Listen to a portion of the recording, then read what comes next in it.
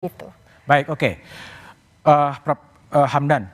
Jadi kalau dilihat saksi dari 01 Faisal Basri, ya ahli dari 01 Faisal Basri juga menunjukkan pork barrel politics sebagai upaya untuk membeli sebetulnya ya, membeli suara dan sebagainya.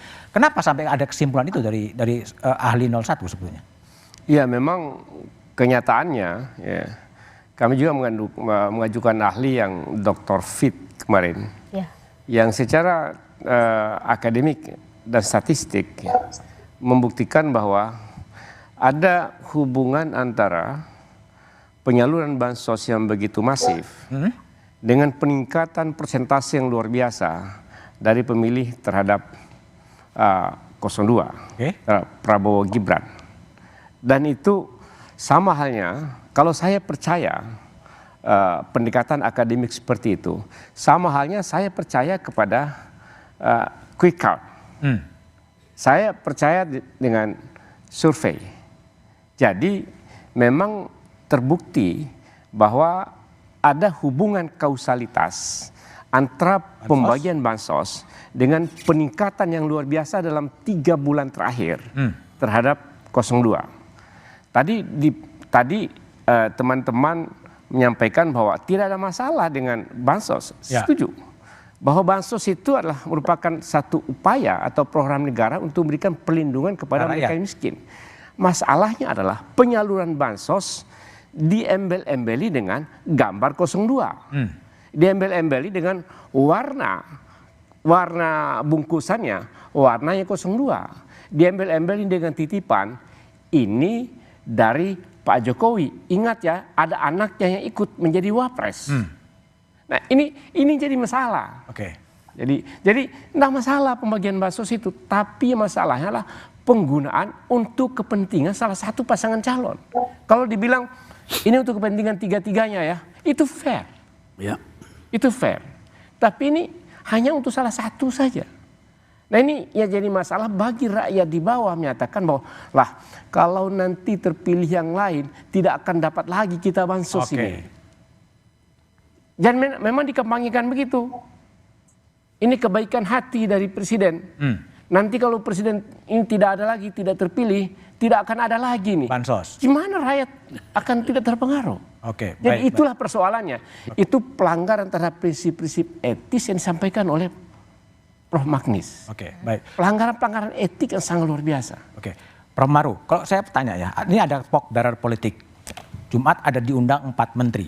Anda sebagai orang yang pernah menjadi hakim konstitusi, apa sebenarnya mau digali keterangan dari 4 menteri itu berkaitan dengan pork barrel politik itu? Ya, kalau saya menduga tadi bahwa kalau seperti bantahannya Fritz tadi itu, bahwa itu adalah program yang sudah ditentukan, diajukan dengan undang-undang, diatur dengan undang-undang, kemudian disetujui DPR. Ya undang-undang memang harus disetujui DPR. Tetapi persoalan bahwa seperti dikatakan Pak Hamdan tadi, dipergunakan untuk dengan cara yang tidak fair kan. Dan kemudian MK itu menjadi agak gamang sekarang, peran daripada putusan nomor 90 berperan betul menjadi ini tuman semua. Karena kelihatannya sistem hukum dan peradilan sudah bisa dikendalikan, maka kemudian muncullah semua penggunaan kekuasaan ini dengan sangat leluasa. Oleh karena itu MK menjadi gamang sekarang karena putusan nomor 90 itu, ketika saya sendiri melakukan legal audit terhadap itu, sesungguhnya MK tadinya punya kesempatan memperbaiki itu karena dikatakan dalam undang-undang kekuasaan kehakiman, kalau ada dilanggar independensi peradilan melalui konflik kepentingan seperti itu putusan cacat. Kalau yang dulu disebutkan tidak sah, tetapi dibiarkan. Padahal di undang-undang itu dikatakan adili lagi. Dan ini seperti sering saya sebutkan itu doktrin hukum acara pidana Amerika itu, buah pohon beracun dimakan. Inilah sistem yang ada sekarang di pembuluh darah pemilu, dan maka terjadi semua ini. Oleh karena itu MK tampaknya ingin memperbaiki sepertinya. Ketika 4 menteri dia ingin mendapat data otentik seperti dikatakan oleh Fritz tadi itu, itu program yang sudah disahkan.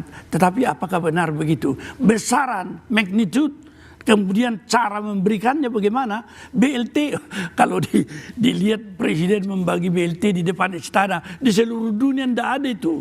Sinterklas pun tidak di depan jalan raya begitu. Ini yang menyebabkan saya kira bahwa Mahkamah barangkali akan mengambil satu putusan nanti. Mungkin kompromistis tapi ada kejutannya. Oke, baik. Zainal Arifin Muchtar, Uceng. Ini kalau memang pork barrel politik nanti terbukti dan diamini oleh 4 menteri, apakah memang masih ada peluang bagi MK untuk tadi Anda mikir jalan tengah ya? Apakah jalan tengah dalam arti mengulang pemilu dan apakah waktunya masih cukup? Jawabannya setelah jeda berikut ini.